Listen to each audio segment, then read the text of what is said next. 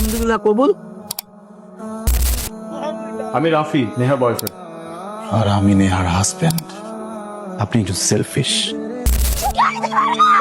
Divorce letter. Thank you so much Rafi. জীবনে খারাপ মানুষ না আসলে ভালো মানুষের কদর বোঝা যায় না।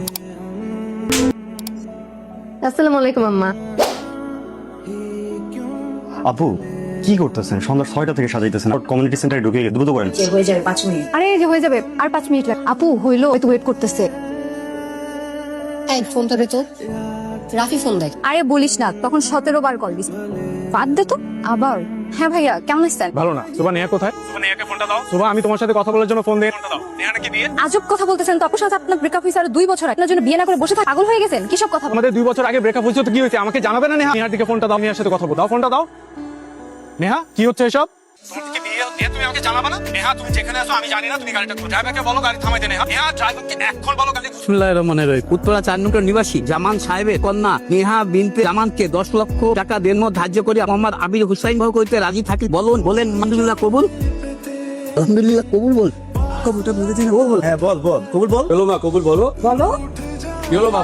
বলো কবুল বলো। বলো বলো না। কবুল বল। কবুল বল। এই তো কবুল বলেছে। বলো যে তোর বাপ আসতেছে, একসাথে নাস্তা করবে। মেয়েটাকে মাত্র গতকাল দিয়ে বলছো যে ঘুম থেকে উঠে মেজটা নিয়ে যাবে, কি নাস্তা করলো না। মেয়েটাকে কি আমি জলে ভাসিয়ে দিয়েছিলাম? তাকে শ্বশুর বাড়িতে পাঠিয়েছি। তুমি তো মেয়েটাকে বিয়ে দিয়ে পাইছো, কত টেনশন চিন্তা তো আমার।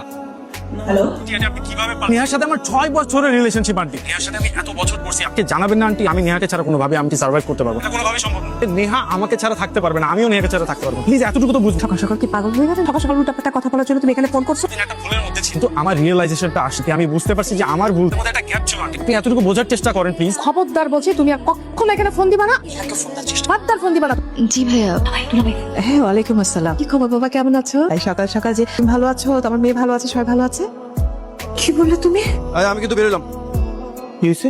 কার ফোন? তোর ভাতিজা আবির কি করছে জানি? সকাল সকাল উঠে দেখি বউ সহ হাওয়া হয়ে গেছে, শ্বশুর বাড়িতে গেছে। আশ্চর্য, বউ নিয়ে শ্বশুর বাড়িতে কেন যাবে? বিয়ে কি কোনো ফাজলামি জিনিস? আজকে তোকে একজনকে ভাবে, কালকে তুই তাকে বিয়ে করছিস, তুই ছেড়ে দিবি। এত ফাজলামি কেন? বিয়ে হচ্ছে একটা সামাজিক, একটা পবিত্র বন্ধন। আত্মীয় জেনে যায়, সবাই ছিচে করবে না, আমাদের হাসাহাসি করবে, কিন্তু আমাদের কাজ করতে না। আমার কিচ্ছু যায় আসে না। তোর কিছু যায় আসে, আমাদের যায় আসে। তুই এগুলো কি বলতিস আপু? তুই কি পাগল হয়ে গেছিস? আমি না বুঝে শুনে সিদ্ধান্ত। তুই বুঝলে তো হবে, তোর বোঝাটা যদি ঠিক থাকতো তাহলে ঠিক ছিল। আমরা যেটা ভালো বুঝি সেটাই তোকে করতে হবে। আমার মেয়েকে নিয়ে সবাই হাসাহাসি করছে, তোর মধ্যে এভাবে আমাকে ফোর্স করে কোনো লাভ নেই। আমি এই সংসার করবো না, আমি ওখানে ফেরত যাবো না। আমিও বেঁচে থাকতে তোমাকে এই কাজটাকে করতে দিব না, ঠিক আছে? ভালোই ভালো বলছি, আদর করে বলছি, শুদ্ধে যাও, আমার সাথে শ্বশুর বাড়ি চলে। আমি বললাম না আমি এখন আর যাবো না। কতবার বলবো? আমি ফিরবো না ওখানে, আমি এই সংসার করবো না। মাগো একটু বোঝার চেষ্টা করো। আমার মন থাকবে নাকি? তোর জন্য আমার সিসি করবে, মুখ দেখাতে পারবো না। লোকজন কি বলবে? বলবি চরিত্রের সমস্যা আছে, বাড়ি থাকে। বাবা আমি তো বলছি আমি এই সংসার করবো না। আমাকে এইসব ইমোশনাল ব্ল্যাকমেল করে কোনো লাভ নেই। বলছি তো আমি ওখানে আর ফেরত যাবো না। এই কোন মেয়ে? আমার মেয়ে না, আমি তোকে চিনি না। তোমাকে বুঝাইতেই পারছি না, আমি ওখানে সংসার করতে পারবো না। যাবো না, এই সংসার আমি করতে পারবো না।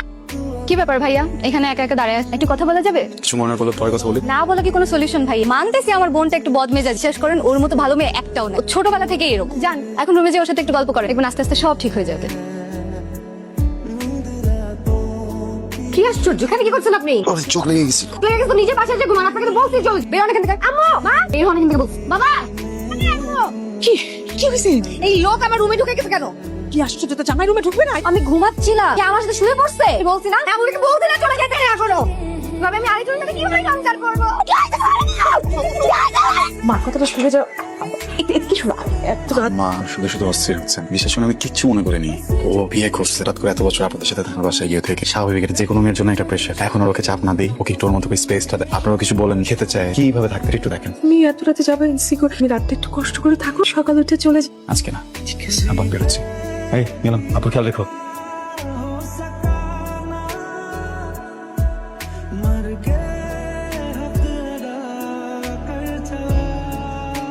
এই যে আবার শুরু। মানে প্রতিদিন এত ছবি তুলে কি করো তুমি? জমাই রেখে দেই। ভালোবাসার মানুষের ছবি গ্যালারি জুড়ে থাকলে ভালো লাগে। বলে এত ছবি প্রতিদিন কেমন করো? কিন্তু দেখাই হবে না তোমার। সে হাসো, এটা কেমন বানায়? পড়ালেখা পরীক্ষার টেনশন নিয়ে না হাসি আসে। দুনিয়ায় তুমি একাই পড়াশোনা করো আর কেউ করে না। 1 ঘন্টা জন্য দেখা করলে কি হয়? 1 ঘন্টা কি মানুষ রেস্ট নেয় না? 1 মিনিটের জন্য রেস্ট পাবো। বললাম না পরীক্ষা। ওদিকে তাকাও ভাবি। সকাল সকাল কেন আসতে পারি না? আসতে পারবি না কেন? বৌমা কই? তোমাকে নিয়ে আসলি না? না, আমি তো এতদিন একাই আসছি, কখন থেকে কথা জিজ্ঞেস করেনি। না কোনো সমস্যা হচ্ছে? কি সমস্যা হবে? আরে ভাই এটা কোনো কথা? আপনি একটা বার জিজ্ঞেস করলেন না তাকে এটা কেন করলো আপনার সাথে? প্রেম করবে একজনের সাথে আর বিয়ে করবে আরেকজন, এটা হয় নাকি? এই মেয়ে তো ক্রিমিনাল। আমি একটা কথা বলি ভাই, শোনেন, ও জাগিয়ে মামলা করছে তার নাম। কি বলতেছেন ভাই? হ্যাঁ ঠিকই তো বলি। আপনি জীবনে কোনো মেয়ের দিকে তাকান নাই, কোনো প্রেম করেন না। আরে ভাই পুরুষ মানুষ হন, পুরুষ সোজা তার কাছে যা, বাঘের মতো চোখের দিকে চোখ রাখেন আর বলেন এটা কেন করলো। না না, তুমি বলার দরকার না, তুই করে বলে এটা কেন করলি তুই।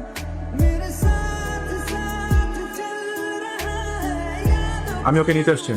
মানে হচ্ছে আমি চাচ্ছি না নেহা এই বাসায় থাক, কারণ আপনার ওর মেন্টাল করে এখানে থাকলে লিটারালি পাগল হয়ে যাবে। আমি ওকে নিয়ে যাবো আমার সাথে। নেহা যাও, রেডি, চলো আমার সাথে। তোমার ওর কথা চিন্তা করা লাগবে, ওর ফ্যামিলি আছে, একার জন্য ওর ফ্যামিলি আছে, আমরা ওকে দেখে রাখবো। যতটুকু দেখে রাখছেন সেটা ওকে দেখেই বোঝা যাচ্ছে। ঠিকঠাক মতো কখনো খেসটাই বলো না, তাই বসে আছো এটা ভুলে যাও। কিছু বলতেছে আন্টি একটু বোঝার চেষ্টা করেন, আমাদের মাঝখানে একটা গ্যাপ তৈরি, একটা মিসআন্ডারস্ট্যান্ডিং, সেটা বুঝতে পারছি। বিয়ে তো খুব সিম্পল একটা ব্যাপার, নিজের মাঝখানে বাধা দেবেন না। ভুল।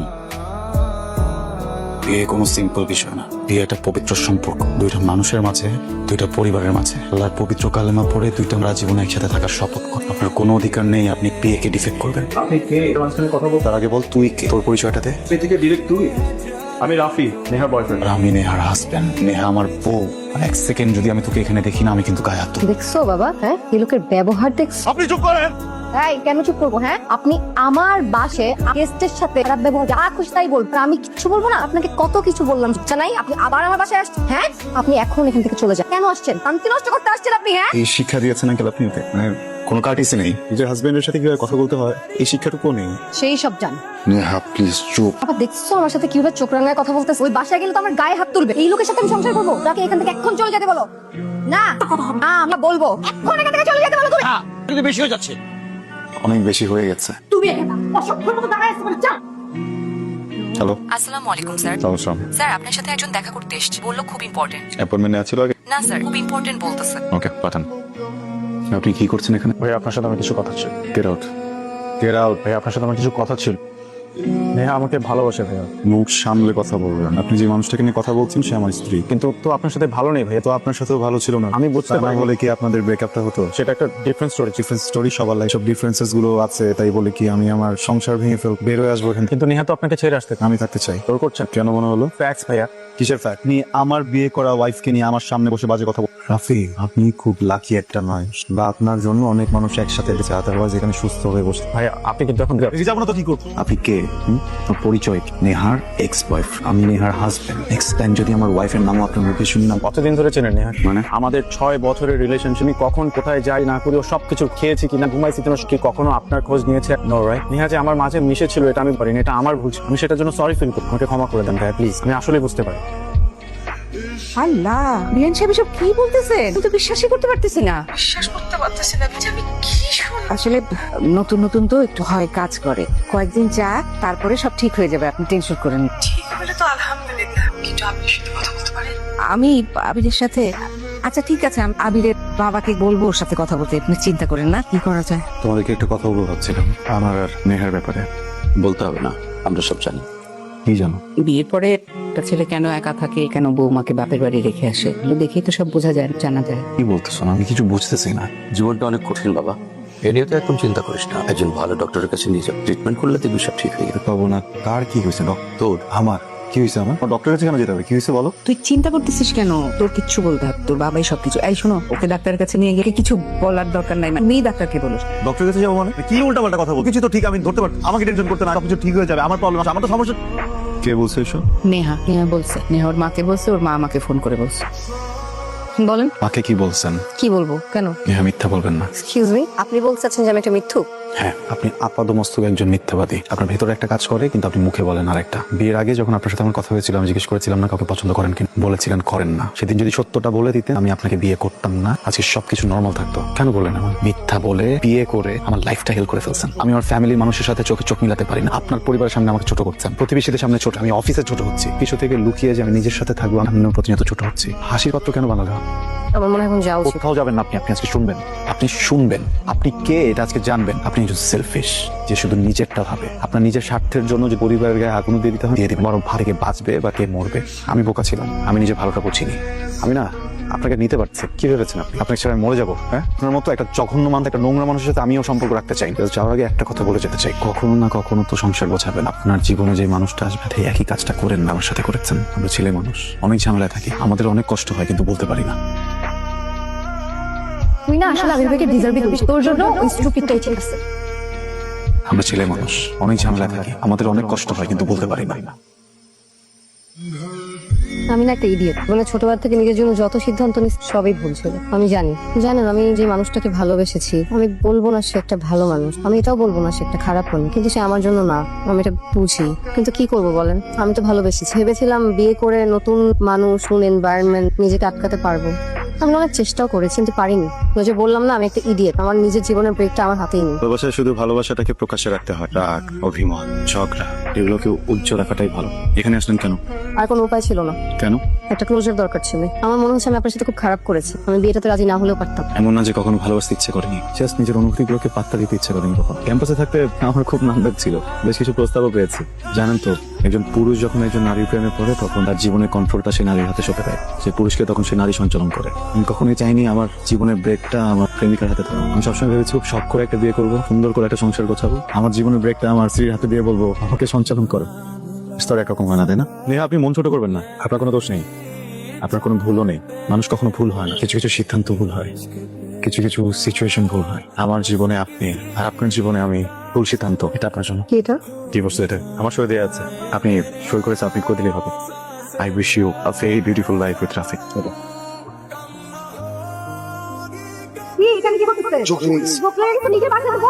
বিয়েটা পবিত্র সম্পর্ক, দুইটা মানুষের মাঝে, একটা পরিবারের মাঝে। ভেবেছিলাম ওটা শখ করে একটা বিয়ে করবো, সুন্দর করে সংসার সাজিয়ে নিজের স্ত্রীকে বলবো এই নাও নাও আমার জীবনের ব্রেক, আমাকে সঞ্চালন করো। আসছো, বসো। কি হয়েছে তোমার? তোমাকে এমন ফ্যাকাশে লাগছে কেন? কিছু হয়েছে? আচ্ছা শোনো, তুমি কোনো চিন্তা করো না, হ্যাঁ? ডিভোর্সের 90 দিন পার হলেই আমি তোমাকে বিয়ে করে ফেলবো। ডিভোর্স পেপার কই সাইন করছে? সাইন না করে যাবি? তোকে ভালোবাসো না, রাইট? আচ্ছা শোনো, আমি না একটা প্ল্যান করছি, আমরা বিয়ের পরে নেপাল যাবো, ওখান থেকে ভুটান হয়ে থাইল্যান্ড চলে যাবো, ঠিক আছে? কি সেলফিশ তুমি, সারাক্ষণ খালি নিজের নিয়ে ভাবো না। তুমি জানো আমার কার সাথে বিয়ে হয়েছে? সাথে কম্পেয়ার করলে তুমি একটা জিরো, বিগ ফ্যাট জিরো। তুমি তো আমাকে ভালোবাসো না, ভালোবাসলে ছাড়তা? হ্যাঁ, তুমি ছাড়ার পর তোমার বাসার নিচে 7 দিন দাঁড়ায় ছিলাম, তোমার প্রত্যেকটা ফ্রেন্ডকে ফোন দিতা, পার আমার সাথে দেখা করে একটু কথা বলো, করছো? করো নাই। বাসার গেট খোলার সময় তোমার হয় নাই। দেখছো আমি বিয়ে করে ফেলতেছি, কি হতে যাচ্ছি, তখন আসছো না আমার জীবন ধ্বংস করতে। হ্যাঁ, thank you so much Rafi. জীবনে খারাপ মানুষ না আসলে ভালো মানুষের কদর বোঝা যায় না। Thank you very much.